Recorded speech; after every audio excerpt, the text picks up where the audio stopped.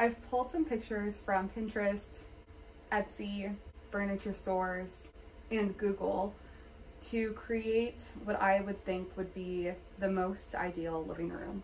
Here's a general vibe. This living room just feels so grand to me. I love the ceilings, and the architecture in general is just really, really cool.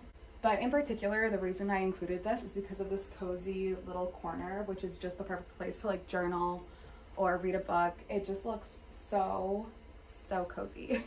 And I think that if you can have a space in your living room that is kind of like separate and cozy, that is absolutely ideal. This is another example of a cozy corner, and this one isn't quite as built in as the last one, so I feel like it's a lot more achievable for most people. You have this chair with this pillow and those, I don't know, there's something about this that just works together so nicely. The scalloped lamp is cute, and it's very colorful. I think the way that they did color was really intentional here, and I like that. I like bringing in color from the books, and kind of like making it interesting through like the boxes and a little piece of artwork. Just cute.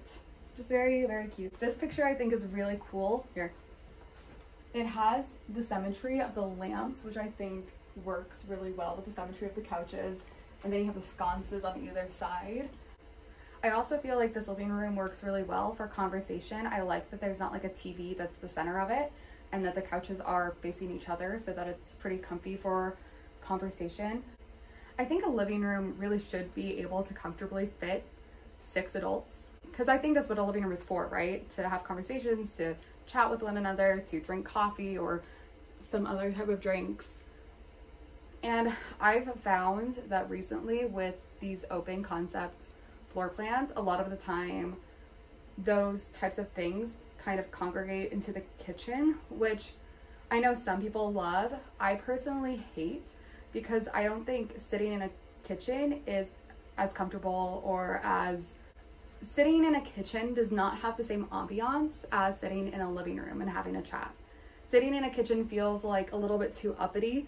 It feels like at any moment somebody's gonna like get up and start doing something, where in a living room you can all just be seated and really intentional about the conversations that you're having. And that's why I would prefer to see living rooms that can fit around 6 people, because I feel like most of the time when you have guests, it's gonna be like, I feel like 6 is just a number that I see a lot in gatherings. Caroline Winkler pointed out leggy furniture and how it can make a space feel cluttered, and that was super eye-opening to me. And now I am so drawn to couches that have no legs at all, or like very unnoticeable legs. So these are my favorites. This one from Article and this one from Restoration Hardware. Leather couches are also just durable, wipeable. My family had our leather couches for like 20 years. Especially couches, you should choose one that you like enough that it's gonna last. On this side, we have the less desirable leather couches. I don't like the pointy outy legs. I think that's a trend that kind of started maybe 2016 and hasn't really gone away. I've had furniture with pointy legs and can confirm I don't like it. I also just think that having 1, 2, 3 like cushions like this is kind of annoying, because when people come to sit down on this couch, they're gonna sit here or sit here. Nobody wants to sit here. That never happens. Like if you have a couch like this, 2 people might sit here, 2 people might sit there. It's like getting the middle seat in a car. It's just not fun for anyone. So I don't like that. The reason I don't like this one is the pointy outy legs and the fact that it doesn't have arms, because again, the first place that you want to sit is the place in the little corner. Like, I don't know why, but we're just drawn to be, or at least I am. I can't speak for everyone. I'm drawn to sit in the corner. And if there's no corner, it makes me feel very unbalanced. Okay, this one might just be a me thing, but I feel like a living room should be baby/kid friendly, because in my ideal living room, the living room is not centered around the TV. There should be something for the family to do together in there, or do separately, like, right? Like having a cozy corner, whatever. But I like how this living room is like super soft and comfortable for all of the members of the family. Again, the one thing lacking would be additional seating so that you could fit more people into it when you have company. If you must have a TV that's hidden, but in my opinion, it's more ideal to have a projector, like so, because then you can roll it up and put it away when it's not in use and bring it down and have like a big movie experience when you do want to watch a movie. And I feel like it makes watching a movie or a TV show a little bit more enjoyable than watching it on a TV, in my opinion. It can be a little bit blurry sometimes, and also when you're trying to fight daylight, it can be tough. I lived in an apartment that was basically all windows. Watching the projector during the day just did not work. So I do think that this doesn't work for every living room, but in my ideal living room, this works. Also in my ideal living room, there are windows, but not too many windows, because you really, I like a cozy space, especially for a living room. And if you have too many windows, I think it can be too bright.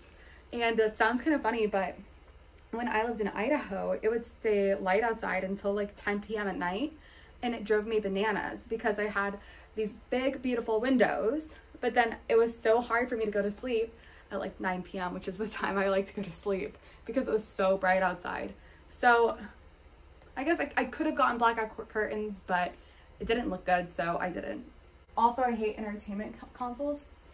This is just not nice, and I think you'll see that soon. Living rooms obviously need storage. There's a lot of things you do in a living room and you need space for it. Don't opt for an entertainment console. They are ugly and useless, especially if you decided to go with the projector. Instead, I really do think you should go for like some antique piece that has maybe some display shelves, some hidden storage. You do want hidden storage and not just like an open shelf, because there are things that you have that are ugly. Sorry, I don't know why I'm saying you. I have things that are ugly and I don't want on display at all times. Another thing that contributes a lot to how the room feels is the rug that you choose. So choose a rug that's nice and plush and soft, and feels good on the foot. There's nothing more annoying, and I've learned this from experience, than having a rug that like pulls up all the time. You want a rug that's like heavy enough to lay flat and soft on your feet. I really like this rug and this rug. I think they are both very cool. And this rug is an example of one that looks thin and cheap to me. The next thing that I think is ideal for a living room is to have cute little things. So this could either be in your display case, on a shelf, whatever the case may be. This bear from Etsy is probably one of the cutest things I've ever seen in my whole life. This is a bow shelf, and I think you could put like a remote on top of it if you need to like store a remote, or maybe like a candle. You could do so much with that little bow shelf. It is just precious. The apple clock speaks for itself. It is so cute. More wooden bows. I don't know why. I apparently really like wooden bows. And this frame I think is cool. You could display like a kid's art, or maybe your photos, your family photos. Stained glass is chef's kiss. It always looks so good no matter where you put it, in my opinion.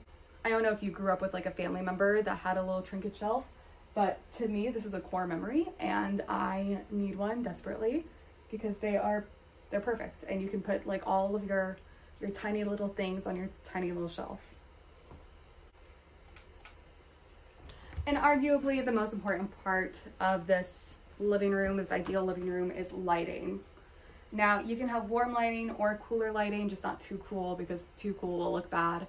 My ideal lighting would probably be warmer, somewhere between these two. I like the cool lighting and I like the warm lighting. That's not like blue light. You just don't want it to be blue. Blue feels awful. And whatever lighting you choose, just make sure to choose the same tone, like get the same light bulbs, because when you have mismatched light bulbs, it just looks weird and bad, and don't do it. It is the, I feel like, best way to make your home look really, really bad. Oh, and the other thing I would never do, which I have in my apartment right now, is recessed lighting. This is awful. It makes everyone look bad. Nobody looks good, and I refuse to have them on ever. Okay, and that was my YouTube video.